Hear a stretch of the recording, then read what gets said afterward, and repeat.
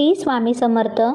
संत श्रेष्ठ श्री ज्ञानेश्वर माऊलींचा संजीवन समाधी सोहळा श्री क्षेत्र आळंदी येथे कार्तिक कृष्ण त्रयोदशी म्हणजेच आज सोमवार दिनांक 11 डिसेंबर रोजी आहे. संजीवन समाधी म्हणजे जिवंतपणी समाधी घेणे असे नाही, तर चंद्र सूर्य आहेत तोपर्यंत त्या ठिकाणी ब्रह्मभावाने स्थिर राहणे असा बोध आहे. ज्ञानेश्वर माऊलींनी संजीवन समाधी घेतली तो आजचा दिवस. आज माऊलींना समाधी घेऊन 727 वर्ष झाली, परंतु आजही इतक्या वर्षानंतर सुद्धा माऊलींची शिकवण समाजासाठी किती उपयोगाची आहे हे आपण पाहतच आहोत. तर माऊलींना वंदन करून आजच्या व्हिडिओची सुरुवात करूया आणि थोडे माऊलींबद्दल माहिती घेऊया. जीवितकार्य पूर्ण झाल्यानंतर ज्ञानेश्वरांना या देहाच्या पलीकडे जावं असं वाटू लागलं. ज्ञानेश्वरीचे सारस्वताचे झाड देशी लेण्यात सजवून त्यांनी ब्रह्मविद्येचा सुकाळ केला होता. भक्तिभावात डुंबणारी पंढरीची वारी त्यांनी पवित्र केली होती. आजचे तिचे विराट भक्ती स्वरूप हे तिचे फलित आहे. अमृतानुभव हा त्यांचा ग्रंथ स्वतंत्र तत्वज्ञानच आहे. हरिपाठाचे अभंग लिहून त्यांनी हरिभक्तांसाठी नामस्मरणाचे साधन दिले. भक्तिभाव पूर्ण असे रसा अभंग लिहिले. 700 वर्षानंतर देखील हे संत साहित्य पिढ्यानपिढ्या वारकरी संप्रदायाचे रत्नभांडार आहे. पसायदान ही प्रार्थना म्हणजे मराठी सारस्वताचा झळाळणारा एक कौस्तुभ अलंकारच. ज्ञानेश्वरी हा सुवर्ण कलश आहे, तर पसायदान ही महन मंगल विश्वकल्याणाची प्रार्थना. थेट हृदयाशी संवाद साधणारी भाषा, रसकल्लोळ आणि भक्तीचा महिमा यांद्वारे ज्ञानदेवांनी अवघे तत्वज्ञान सोपे करून उलगडून मांडले. आईच्या वात्सल्याने ब्रह्मरसाचे अमृतपान सामान्यातल्या सामान्य माणसाला घडविले. आपले आयुष्य केवळ समाजाच्याच नव्हे तर विश्वाच्या कल्याणासाठी समर्पित केले. एवढे केल्यानंतर आता जगण्यासाठी काय उरले अशी उत्कट भावना ज्ञानदेवांनी व्यक्त केली. या समाजकार्यातून वेळीच बाहेर पडलं पाहिजे, अन्यथा मोठेपणाचा मोह होऊन अहंकार वाढेल हा गंभीर विचार त्यांच्या मनात आला असावा. आता या जगापासून वेगळं होऊन विश्वात्मतेत विलीन झालं पाहिजे या संकल्पनेचा शोध घेण्यासाठी त्यांनी चिंतन केलं. या चिंतनातूनच त्यांनी संजीवन समाधीचा कठोर निर्णय घेतला. संजीवन समाधी घेण्यामागची कारणं काहीही असू शकतात, पण समाधी घेणं ही काही सामान्य घटना नाही. ज्ञानदेव मात्र या समाधी सोहळ्याला शांतपणे आणि धीरोदत्तपणे सामोरे गेले. अनंतात विलीन झाले आणि देवरूप झाले. ज्ञानदेव तुम्हा आम्हा सर्वांचे देव झाले. या देवाचं दर्शन घेण्यासाठी आळंदीमध्ये लाखो भक्तांची मांदी आली. त्यांच्या समाधीभोवती भक्तिभावानं जमते. संजीवन समाधीचा हा सोहळा घडला हे पुढच्या पिढ्यांना कळालं, यासाठी प्रत्यक्ष पाहिलेल्या समाधीविषयीचे अभंग संत नामदेव महाराजांनी लिहून अध्यात्माची ही शिदोरी सामान्याच्या हाती सोपवली. ज्ञानदेवांनी स्वतःच्या मनाशी केलेला निर्णय प्रथम निवृत्तीनाथांना सांगितला. विजेचा धक्का बसावा तसे निवृत्तीनाथ हादरलेच. अरे ज्ञानदेवा, असा काय विचार करतो आहेस? जरा शुद्धीवर ये. ज्ञानदेव म्हणाले, गुरुनाथ दादा, आजपर्यंत आपण आत्मसात केलेलं अध्यात्माचं तत्वज्ञान समाजाला सांगितलं, त्याचा प्रचार प्रसार केला, संतांच्या मनातही रुजवण्याचा प्रयत्न केला. आपणच हे तत्वज्ञान आचरणात आणलं नाही तर आपणच आपल्या तत्वज्ञानाशी बेईमानानं वागलो असं होईल. म्हणून चिरस्वरूपाची संजीवन समाधी घ्यावी असे मनोमन वाटत आहे. ज्ञानदेवा, तुझ्या या निर्णयाच्या आड कसा येऊ, पण ज्या संतांना तू आधार वाटतोस त्यांना पटवून देणं आवश्यक आहे.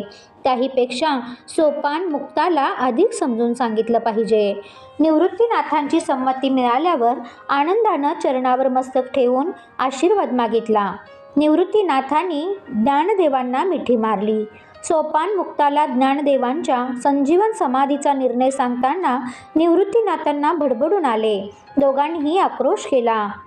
दादा आता आम्हाला सोडून जाणार म्हटल्यावर मुक्ताईचा धीरच खचला. कार्तिक वारीच्या शेवटच्या दिवशी म्हणजे वद्य एकादशीला निवृत्तीनाथांनी सर्व संत मंडळींना आळंदीत एकत्र बोलावून ज्ञानदेवांचा हा संकल्प सांगितल्यावर सगळे संत हडबडून गेले. ज्ञानदेवांनी नामदेवाला हा निर्णय आधीच सांगितला होता. नामदेवांनी त्यांना समजावण्याचा आटोकाट प्रयत्न केला होता, पण व्यर्थ. नामदेव, गोरोबा, चोकोबा, सेना, बंका, सावता, जनाबाई, संत मंडळी आळंदीच्या सिद्धबेटावर उतरल्याची बातमी गावात समजताच अवघा गाव वाळवंटात लोटला होता. संत मंडळी अभंग कीर्तनात दंग होती. ज्ञानदेवांच्या झोपडीभोवतालचं वातावरण हरिनामाच्या गजराने भारून गेलं होतं. कार्तिकी द्वादशीच्या संध्याकाळी ज्ञानेश्वर माऊली संत मंडळींसमोर अखेरचं कीर्तन करणार होते. त्यानंतर ते संपूर्ण मौन पाळणार होते. त्यांचे अखेरचे शब्द ऐकण्यासाठी वारकऱ्यांचा मेळा वाळवंटात लोटला होता. ज्ञानदेवांनी कीर्तनाला सुरुवात केली. संत सज्जन हो, मी आपला निरोप घेण्यासाठी बोलणार आहे. आता मी शिवस्वरूपात विलीन झालो आहे. आपल्या पुढे मी नाम मात्र उरलो आहे. मीच भक्त आणि मीच देव होऊन बसलो आहे. आता मी निघावं म्हणतो. आपल्या आशीर्वादानं आम्हास चिर शांती, शुद्ध स्वरूपातील आनंद निरंतर मिळत राहील. आपणा सर्वांना माझा अखेरचा नमस्कार. एवढं बोलून ज्ञानदेव उठून आपल्या झोपडीकडे निघून गेले. संत नामदेवांनी ज्ञानेश्वर माऊलींना चिरंतन आनंद वाटावा म्हणून इंद्रायणीच्या वाळवंटात विठोबाचा जागर घालण्याची विनंती केली. विठ्ठलाच्या आणि ज्ञानदेवांच्या जय जयकाराच्या गजरात द्वादशीची रात्र हरिनाम संकीर्तनातच संपली. कार्तिकी वद्य त्रयोदशीला ज्ञानदेवादी भावंडांनी इंद्रायणीत पवित्र स्नान केले. ज्ञानदेव आता कोणाशीही बोलत नव्हते. नामदेव सकाळीच समाधीस्थान पाहण्यासाठी गेले होते. त्यांनी आत जाऊन साऱ्या गोष्टी नजरेखाली घातल्या. ज्ञानदेवांचे आसन तुळशी, बेल, दुर्वा, दर्भ आणि फुले अंतरून सिद्ध केलं होतं. समाधीस्थळावर वारकऱ्यांची भजनं टाळ मृदुंगाच्या गजरात सुरू होती. समाधीस्थानाकडे निघताना संत जनाबाईंनी ज्ञानदेवांना पंचारतीनं ओवाळलं. त्यांना मांड्याचा एक घास भरविला. अन्य स्त्रियांनी त्यांना ओवाळले. नंतर मुक्ताईनं ज्ञानदेवांस गंधाक्षता लावल्या. मांड्याचे अखेरचे 2 घास भरवून त्यांना भरल्या डोळ्यांनी पंचारतीनं ओवाळलं आणि ज्ञानदेवांना मिठी मारून हंबरडा फोडला. ज्ञानदेवांनी मुक्ताईच्या पाठीवरून शेवटचा प्रेमाचा हात फिरवला. सोपान काकांनाही स्वतःला सावरणं कठीण झालं. ज्ञानेश्वर माऊलींना अखेरचा निरोप. जमलेल्या लोकांनी ज्ञानेश्वर महाराजांचा जय जयकार केला. टाळ मृदुंगाच्या गजरात विठ्ठल नामाचा गजर सुरू झाला. ज्ञानदेव समाधीस्थानाकडे चालू लागले. त्यांच्या एका बाजूला निवृत्तीनाथ तर दुसऱ्या बाजूला संत नामदेव चालत होते. वाटेत लोक ज्ञानदेवांच्या पाया पडत होते. काही जण दुरूनच हात जोडून त्यांना नमस्कार घालत होते. अखेर ज्ञानदेव समाधीस्थानापाशी आले. सच्चिदानंद बाबांनी ज्ञानदेवांची मनोभावे पूजा केली. ज्ञानदेवांनी समाधीस्थानाला 3 प्रदक्षिणा घातल्या. अजान वृक्षाला प्रेमानं कुरवाळलं. संतांनी चरणाला स्पर्श केला. लोकांची नमस्कारासाठी झुंबड उडाली. निवृत्तीनाथांनी प्रार्थना केली. आता विश्वात्मके देवे येणे वाग्यज्ञे तोषावे, तोषोनी मज द्यावे पसाय धान हे. ज्ञानदेवांनी जनतेला शेवटचा नमस्कार केला. निवृत्तीनाथ व नामदेवांनी ज्ञानदेवांचे हात धरून समाधीस्थानात प्रवेश केला. बसण्यासाठी शुभ्र वस्त्र अंतरले होते. तुळशी, बेल, फुले यांची शय्या तयार होती.